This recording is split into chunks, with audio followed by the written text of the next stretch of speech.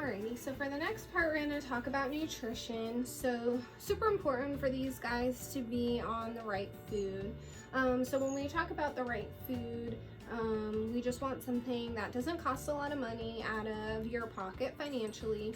We want something that the puppy eats on a regular basis and has a normal stool production, and they're growing. So those are really the most important things when it comes to picking a food.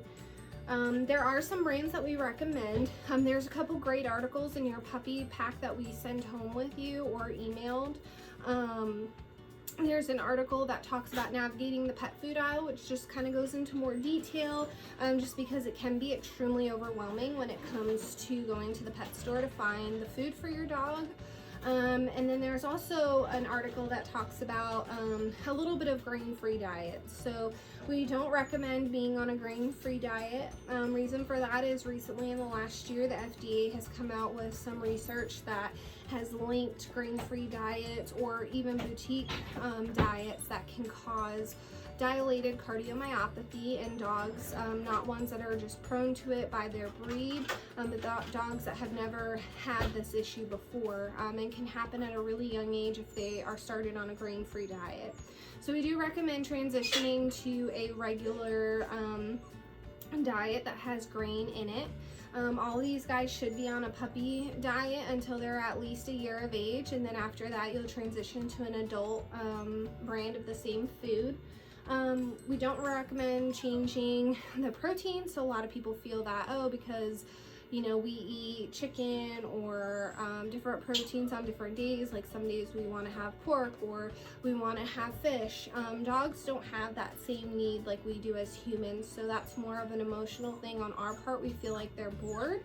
But for dogs, it's good to stay on one specific protein, because if they do ever develop food allergies in the future, if you're giving them different kind of proteins throughout their life, it's going to be a little more challenging to figure out what protein they may be allergic to if that were the case in the future.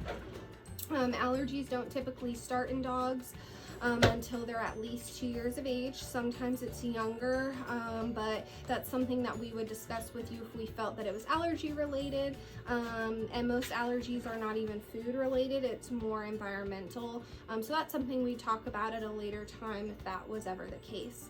But staying on a puppy food, like I said, is super important. There are a few foods that we recommend that is in your Navigating the Food aisle article. So one of them is Science Diet. So Hill Science Diet is a great brand of food. It's something I feed my pets at home, and everybody that works here does as well. A lot of things online, so this is the Hills, this is also the large breed, so they do have different sizes depending on your dog. So they have the small bites and they have the large breed. And when you got your puppy care packs, you should have gotten a sample bag of this to take home, so you can see if your puppy is interested in it. But the reason that we do recommend feeding the Hill Science Diet, which I think, like I said, most of the I think everybody in our practice does it. There is some stuff online that says, oh, don't feed, the Hill Science Diet or any veterinary recommended brands because we as a hospital get a kickback, and I can tell you that is not true. That is just a selling tactic on the other brand of food. They're just trying to make you feel like we're just doing that because we want money, and that's not the case. We just want what's best for your pet. There are other brands of food, so like the Hills, there's also Royal Canin, which is a great brand as well. This is the puppy small bites. Royal Canin has obviously different sizes, so they do have a large breed puppy, and they also actually have breed specific. So for certain breeds like a Yorkie or a German Shepherd, they do have those breed specific diets for puppy and adults too, which are great. Other brands are Purina, ProPlan, Iams, or Eukanuba. Those are great brands as well. And the reason that we recommend those brands is not because they're veterinary recommended, but also because there's research behind it. And they do a lot of research from feeding, puppies this food up until they're seniors, and show that there are no other side effects for getting this food but the fact that they live a long, healthy life. And that is the reason why we recommend that, because there is research behind it. There are regulations. They actually have to prove what they have in those diets. as being true. Dog food regulation is not the same with cat food.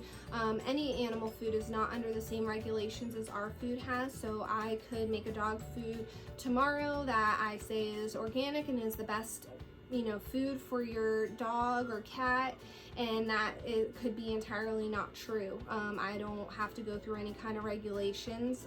The FDA doesn't do a whole lot of regulations on animal food, so when we're recommending certain brands, it's because we know that what they have are whole quality, you know, ingredients. Having, you know, some of that corn or the filler in it, you know, is proven, you know, from people on the internet thinking that it's bad, and that's not true as well. Having that filler just helps actually keeping that stool together, just like we have certain things in our diets that make our stool come out normal. So not in like the prettiest topic, but it is super important to talk about, because there are a lot of different things on the internet that can misguide you. A lot of people say that these diets aren't started with chicken. So there is a chicken diet, you know, as far as like chicken not being the first ingredient. So there is chicken meal. And when they talk about having chicken meal or different parts of the chicken, it's just to make sure that they get all the nutrients and things that they need.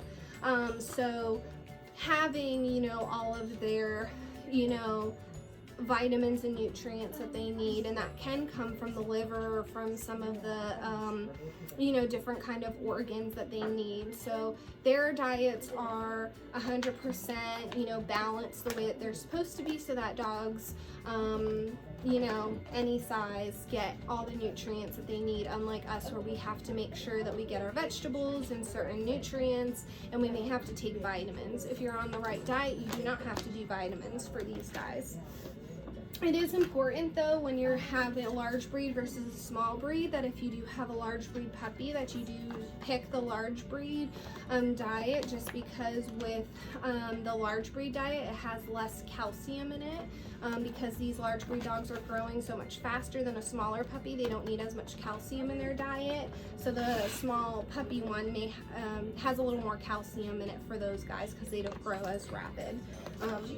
So that's really the only difference, just making sure that if you have a large breed dog, you're on the large breed puppy, and if you have a small breed, you're just on the puppy regular small bites. But there are lots of options. There's no difference really with doing wet or dry, you know, especially for these tiny guys. It's just making sure that they eat and that they're consistently eating. So wet food is perfectly fine, but as they get older, you know, it is recommended to transition to kibble. It does help with the dental health as well, because if they're having a lot of canned food or wet food, it builds up a lot of plaque and tartar a lot quicker than a dry kibble would. So that's really the only other thing, like the differences between the two, but there are lots of wet food opportunity or options, I mean, from Hills, Royal Canin, so you could do some research and see. All these companies are very open to communicating with clients.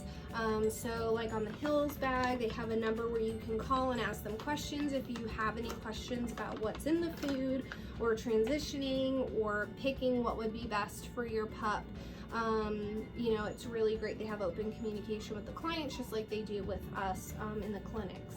If you do decide to transition off a diet that's not like the Hills or Royal Canin or Purina, there is a little guide on the back that talks about slowly transitioning from your current food to your new food. You never want to do it cold turkey, because that can give the dogs an upset stomach and cause GI issues. So definitely want to do a slow transition to the food.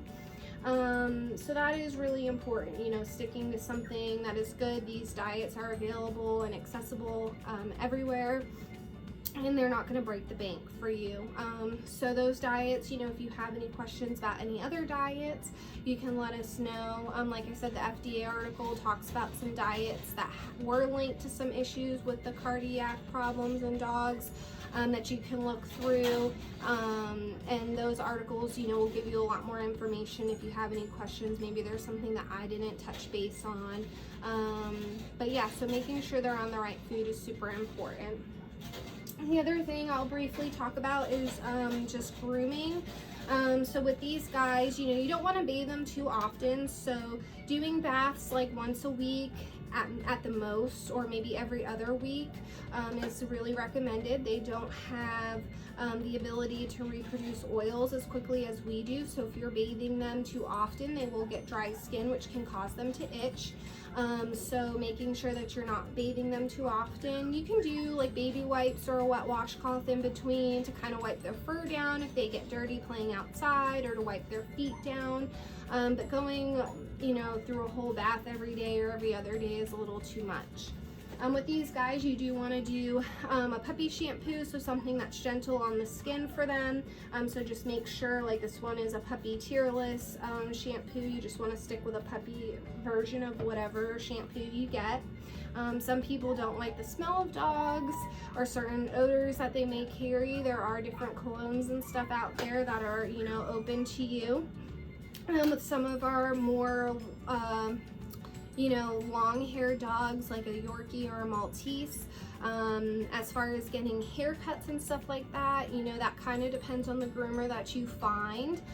Some will do grooming at a pretty early age, like around 12 weeks, just to kind of get them used to the experience of getting groomed, and just kind of doing what they call a puppy groom, and that's just cleaning up the face, cleaning up the body and the feet, not really doing a full haircut, but just enough to kind of clean them up and get them used to the experience, because depending on how you would like them to look, you know, grooming may be something that's frequent or not as frequent, but they're still going to experience it. If you're looking to keep your dog with more of a long hair coat, you can, you know, use a brush, and I would recommend brushing them at least twice a day just to keep them from matting. Because if you do get them matted, you know, when it comes to getting them groomed, they may have to shave them completely. You can also use like a little comb like this. It's a Flea Comb, but it's just a small little comb that you can use to kind of help clean around the eyes too until you get them groomed, or if you decide to keep their face a little longer. So that is also an option as well. So it just kind of depends on how you'd like to keep them. Some people do keep them with a shorter coat as well.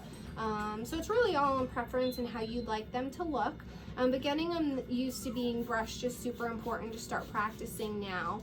And then like I said, you know, you don't want to bathe too often. You can use, you know, baby wipes or like just a wet wipe. They also have waterless shampoo or just a wet washcloth that you can use in between to help. And then like I said, there's also the colognes.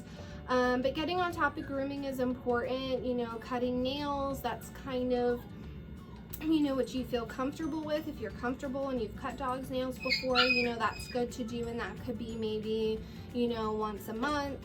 It also depends on the dog. Sometimes they wear their nails out when they're out for walks, so that doesn't have to be as frequent, or that can be left to the groomer, so that's kind of on your preference. So really that's up to you, but as far as grooming, that's super important just to kind of get them used to some little basics. And you know, doing some research, finding a groomer that you'd like to experience to get them socialized with, so that it's not, you know, a scary experience for them at first. Another good thing to do is to practice, you know, playing with their feet, playing in their ears, so that when they do get their ears cleaned, you know, for grooming, or they get their nails clipped, they're already used to their feet being touched. They're also used to their ears being played with. You know, when you're practicing, you know, brushing their teeth, make sure you're just, you know, kind of opening their mouth, playing with your finger in there to get them used to that as well. And you can also practice with them being on their back, and being in a submissive position as well, so that's super important too. So those are all good techniques to kind of help. Another big thing is, especially for these dogs that have an actual tail, pulling on their tail a little bit is really good. It just kind of gets them accustomed to having certain things touched that maybe they don't have touched all the time. Because like if a kid sees a tail wagging, you know, their first instinct is to grab that tail.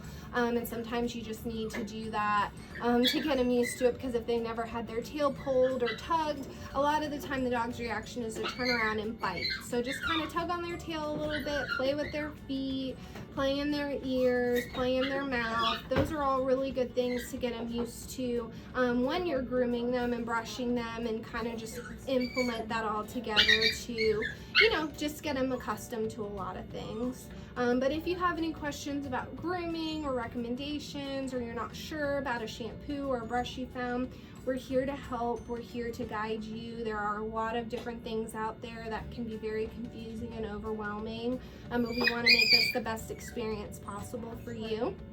So you can always reach out to us at the clinic, whether it's the receptionist or the medical staff. We can help you. And if you have any questions, you can email us or contact us, and I can definitely reach out either via email or through another video, and try to answer any questions that maybe I didn't touch base on, or something that you're going through personally that I can help with. So I hope that all of this information has helped you, and I hope that I explained it clearly through this video.